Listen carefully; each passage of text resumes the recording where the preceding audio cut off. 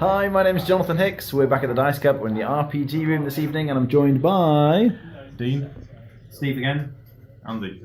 And we just finished playing Happy Pigs.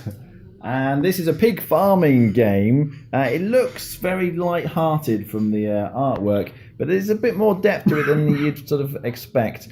The game is split into 4 seasons, so maybe so you can see them properly. So you have winter, autumn, summer, and spring. We've just worked our way through. And in each season, you're trying to acquire pigs. There are 4 different sizes of pigs. So you get piglets, then small, medium, and large pigs. You can breed them. You're trying to feed them so they grow bigger. And it's very important that you vaccinate the pigs, because this is the unvaccinated side. And at the end of each season, so at the end of spring, for example, all the unvaccinated pigs die. So they're not happy pigs. So you definitely want to try and vaccinate your pigs. The interesting mechanic in terms of how you actually play the game is when it's your turn, you've got 4 possible actions you can pick. So you can feed your pigs, which make them all grow. So a small pig will grow into a medium pig grows into a large pig, etc. You can buy things. So there's a market here. You can just buy piglets or small, medium, and large pigs. But you can also buy vaccines so your pigs don't die. You can buy these amulet of life things, which means when the pigs breed, the piglets come out much bigger, which is nice. And you can buy a dietary supplement, which means when you feed the pigs, they grow 2 sizes instead of just 1. So that's all the things you can buy. You can breed the pigs. Every pair of pigs that's big enough will make a piglet. And you can sell your pigs. And the ultimate objective is to try and get as much money as you can. So you're just selling your pigs back at this market rate here. And at the end of the game, you sell all your pigs. Whoever has the most money wins. One other thing I should say, though, is once you've picked your action, so let's say I decide to pick feed, and everyone else picks an action, you then look at the current season card here, and it tells you how many actions of that type take place. So if I pick feed, there will be 6 feed actions. But if someone else picks feed as well, we have to share those feed actions between us, so we'd only get 3 each. So you want to make sure you don't pick the action that other people pick. And a lot of the interest in the game comes from trying to pick, looking around at other people's boards, what are they going to do, and making sure you pick something that they don't pick so you get the maximum number of actions. Because 6 feed actions means you could grow 6 of your pigs, but if you're sharing it, then you're only growing half as many, so you're not going to do as well. So yeah, you get to the end, sell all your pigs, whoever has the most money is the winner. Dean, what do you think? Yeah, I quite liked it. It's nice and easy. The rules are very, very easy. It looks like quite a light game, but there's a lot of interaction and a lot of bluffing other people, trying to work out what other people are doing. So yeah, quite a nice interactive game. Steve? Yeah, it was really good. Had kind of slightly Race to the Galaxy, where you're trying to kind of gamble on what other people are going to do and do something different. The same sort of thing here.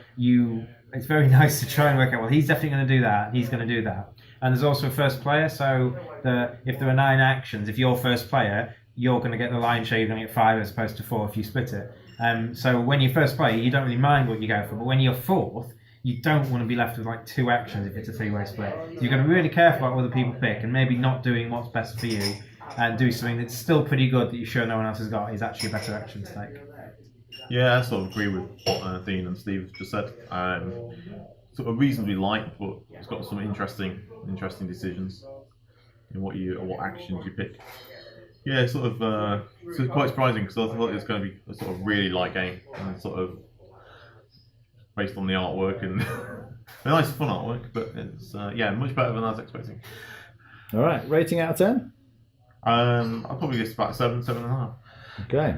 I really liked it. I will play it again. One thing, at the end of each phase of the season, there's a bonus, and the bonuses seem quite strong. There's one of the bonuses was to have the most big pigs, and you got 25 coins or 25 money if you had the most big pigs.